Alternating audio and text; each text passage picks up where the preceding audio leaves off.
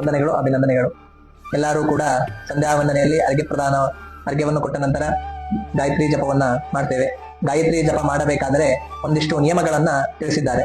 ಆ ನಿಯಮಗಳನ್ನ ಇಂದಿನ ದಿನದಲ್ಲಿ ತಿಳಿಯೋಣ. ಏನು ಅಂತಂದ್ರೆ, ಆ ನಿಯಮವಾದರೂ ಈ ರೀತಿಯಾಗಿದೆ. ಏನಂತಂದ್ರೆ, ಮನಪ್ರಹರ್ಷಣಂ ಶೌಚಂ ಮೌನಂ ಮಂತ್ರಾರ್ಥ ಚಿಂತನಂ ಅವ್ಯಗ್ರತ್ವಂ ಅನಾಲಸ್ಯಂ ಜಪ ಸಂಪತ್ತಿ ಹೇತವಃ ಎಂಬುದಾಗಿ. ಅಂದ್ರೆ ನಿಯಮಗಳು 53 ನಿಯಮಗಳನ್ನ ತಿಳಿಸಿದ್ದಾರೆ.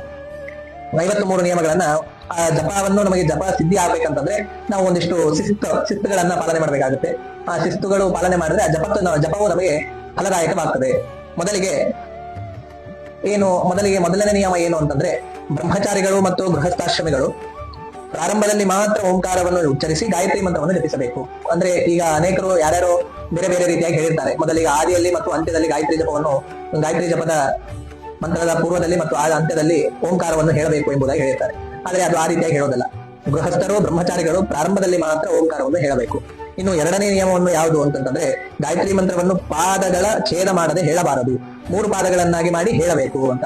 ಇನ್ನು ಮೂರನೆಯದು ಯಾವುದು ಅಂತಂದ್ರೆ, ಜಪ ಮಾಡುವ ಕಾಲದಲ್ಲಿ, ಅಂದ್ರೆ ಈಗ ನಾವು ಜಪ ಮಾಡ್ತಾ ಇರ್ತೇವೆ, ಜಪ ಮಾಡುವ ಸಮಯದಲ್ಲಿ ಯಾರಾದರೂ ಜ್ಞಾನಿಗಳು ಮತ್ತು ಶ್ರೇಷ್ಠರು, ಗುರುಗಳು ಇತ್ಯಾದಿಗಳು ಯಾರಾದ್ರೂ ಬಂದರೆ ಮೊದಲಿಗೆ ನಾವು ಅವರನ್ನ